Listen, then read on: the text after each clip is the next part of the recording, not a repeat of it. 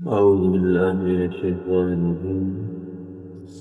بسم الله الرحمن الرحيم. قد فرض الله لكم تحلة أيمانكم والله مولاكم وهو العليم الحكيم. بے شک اللہ تعالیٰ نے تمہاری قسموں سے نکلنے کا طریقہ مقرر کر دیا. اللہ تمہارا کارساز ہے اور اس کا علم بھی کامل ہے اور اس کی حکمت بھی کامل. یہ آیت نمبر 2 ہے سورہ تحریم کی. گزشتہ درس میں یہ بات گزری تھی کہ نبی پاک صلی اللہ علیہ وسلم نے شہد کھانے سے اپنے آپ کو روک دیا کہ میں آئندہ شہد نہیں کھاؤں گا. یہ ایک قسم کی قسم تھی. اللہ تعالیٰ نے فرمایا یہ ٹھیک نہیں ہے، حضور علیہ السلام کو منع فرما دیا، اور ساتھ یہ قسم کی وجہ سے قسم کا کفارہ ادا کرنے کا نبی پاک صلی اللہ علیہ وسلم نے عمل کیا.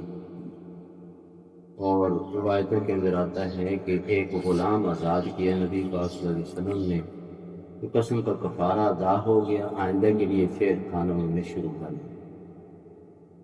اب یہ ہے کہ قسم جو ہوتی ہے، پہلے تو قسم کھانی نہیں چاہیے. اللہ کے نام کی بےحرمتی ہوگی، کوتاہی ہوتی ہے انسان سے، پورے آداب کا خیال نہیں رکھا جاتا، تو بات پر قسم کھانا تو ویسے ہی نہیں چاہیے. اگر انتہائی مجبوری ہو کسی موقع پر اپنے آپ کو اس چیز سے بری و ذمہ کرنے کے لیے انسان قسم کھاتا ہے، اس کے لیے ضروری ہے صرف اللہ ہی کی قسم، اللہ کے سوا مخلوق کی قسم نہ. اب اللہ تعالیٰ کی قسم کھانے کے لیے اللہ کا نام اور اللہ کے صفاتی نام کوئی بھی آپ ذکر کر میں قسم ہو جاتی. حی القیوم کی قسم، رحمان کی قسم، رحیم کی قسم، وغیرہ جتنے بھی صفاتی نام ہیں اللہ تعالیٰ کے. اور قرآن مجید جو ہے یہ بھی مخلوق نہیں ہے، یہ اللہ کی صفت، اللہ کا کلام ہے، اور کلام متکلم کی صفت ہوتی ہے. تو قرآن مجید کی بھی قسم اگر کوئی اٹھائے تو وہ قسم بھی ہو جاتی ہے. باقی ہے کہ مخلوق میں سے پیغمبر ہیں، انبیاء کرام ہیں، اولیاء اللہ ہیں، کسی کو کوئی استاد ہے، والدین ہیں، مقام اپنی جگہ پر جتنا بڑا جگہ. اگر کوئی کہتا ہے مجھے باپ کی قسم، مجھے ماں کی قسم، مجھے نبی کی قسم، مجھے فلاں کی قسم، یہ قسمیں نہیں ہوتی، یہ فضولیات میں سے ہیں. تو قسم کھانے کے وقت اللہ ہی کی قسم کھائی جائے، اور اگر حق ہے اس پر ڈٹا رہے.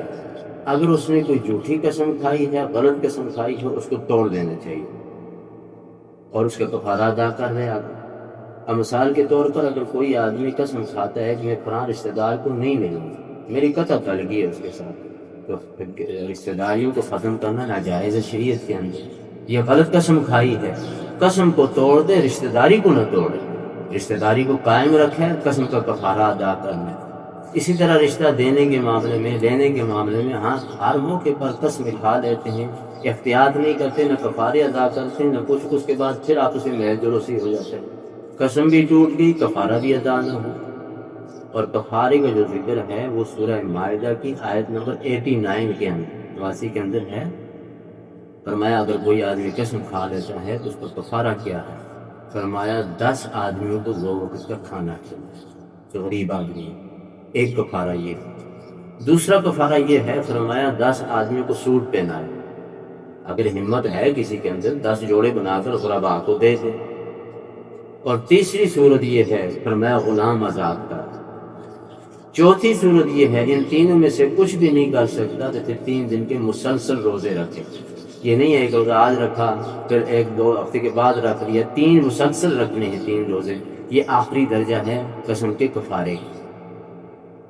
تو نبی پاک صلی اللہ علیہ وسلم کے زمانے میں، اس کے بعد خلفائے راشدین کے زمانے میں یہ ہوتا تھا، جب کافروں کے ساتھ جنگیں ہوتی تھیں اللہ کی رضا کے لیے، جب غلبہ ہو جاتا تھا تو ان کے قیدی بن کر مسلمان کے پاس آ جاتے تھے. بعض اوقات مسلمانوں کے قیدی بن کر کافروں کے پاس چلے جاتے تھے. قیدیوں کا تبادلہ بھی ہوتا تھا، یہ جو بھی سلسلہ ہوتا تھا. تو اس وقت کے اندر غلامی جو ہوتی تھی یہ اس شکل میں بن جاتی تھی.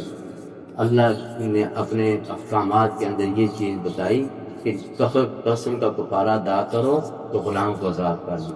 اسلام میں غلامی سکھائی نہیں ہے، غلامی سے آزادی سکھائی ہے۔ تو یہ اس وقت کی بات تھی، آج کل کے دور کے اندر یہ چوتھا آپشن تو ختم ہو گیا، غلامی والا سلسلہ نہیں ہے۔ باقی 3 آپشن جو ہیں وہ ہیں 10 آدمی کو کھانا کھلانا، 10 آدمی کو کپڑے پہنانا اور 3 روزے رکھنا۔ ان میں سے کوئی ایک بھی کر لے اپنی حیثیت کے مطابق تو کفارہ ادا ہو جاتا ہے۔ پر آئندہ کے لیے پھر بھی آدمی احتیاط کرے تاکہ آئندہ مجھ سے کوئی غلط قسم کے کام کی وجہ سے مجھ سے قسم نہ نکل جائے منہ سے۔ تو قسم کے لیے احتیاط یہی ہے، اللہ کے نام بہت کم استعمال کریں، اور جب ایسے ہو جائے اس کے اوپر پابندی کریں۔ اگر آپ نے جائز قسم کھائی ہے، اگر ناجائز قسم کھائی ہے اس کو توڑنے کی ہے، جس طرح نبی پاک صلی اللہ علیہ وسلم کو اللہ نے فرمایا آپ اس چیز کو کیوں حرام کرتے ہیں جس کو اللہ نے آپ کے لیے حلال کیا ہے؟ کیا آپ اپنی بیویوں کی خوشنودی چاہتے ہیں؟ یہ مناسب نہیں ہے آپ کی شان کے۔ اللہ نے آپ کی شان اونچی رکھی ہے، اور اس شان اونچی کو اونچا ہی رکھنا اللہ پاک چاہتے ہیں۔ اس واسطے نبی کا عمل جو ہوتا ہے امت کے لیے ایک نمونہ بن جاتا ہے۔ اگر نبی نے ایسی قسم کھا کر شہد سے پیچھے ہٹ کے کئی امتی ممکن ہے اس حلال چیز سے پیچھے ہٹ جائیں، تو وہ جب نبی پاک صلی اللہ علیہ وسلم ایک نمونہ ہے، نمونے کے لیے کامل اتباع اور فرمانبرداری اللہ تعالیٰ کی ضروری ہوتی ہے۔ نبی سب سے پہلے اپنی نبوت پر ایمان لاتا ہے، اس کے بعد لوگوں کو کہتا ہے کہ میں اللہ تعالیٰ کا نمائندہ ہوں۔ جو بات اللہ کی وہ نبی کی زبان سے نکلتی ہے، امت کے لیے ایک درس بن جاتا ہے، ایک سبق بن جاتا ہے، ایک نمونہ بن جاتا ہے۔ اس واسطے نبی کریم صلی اللہ علیہ وسلم کے کئی موقعوں پر ایسے حالات پیدا ہوئے، اللہ پاک نے اس کی اصلاح فرما کر آگے امت کے لیے راستے آسان کر دیے۔ تو اس واسطے ہمیں ان چیزوں کی پابندی کرنی چاہیے۔ کل کے درس میں انشاءاللہ باقی تفصیلات ابھی اس قسم کے حوالے سے کچھ ذکر کی جائیں گی آپ کے لیے۔ اللہ ہمیں عمل کی توفیق عطا فرمائے۔ ربنا آتنا فی الدنیا حسنہ وفی الآخرۃ حسنہ وقنا عذاب النار۔ اللہم انک عفو تحب العفو فاعف عنا۔ اللہم اشف مرضانا ومرضى المسلمین۔ اللہم اعز الاسلام والمسلمین۔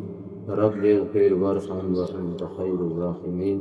وصلی اللہ تعالی علی خیر خلقہ محمد وعلى آلہ واصحابہ اجمعین برحمتک یا ارحم الراحمین۔